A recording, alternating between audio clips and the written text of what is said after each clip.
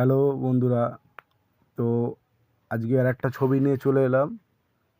তো এই ছবিটা হচ্ছে আমার ছোট ছোট বন্ধুদের জন্য।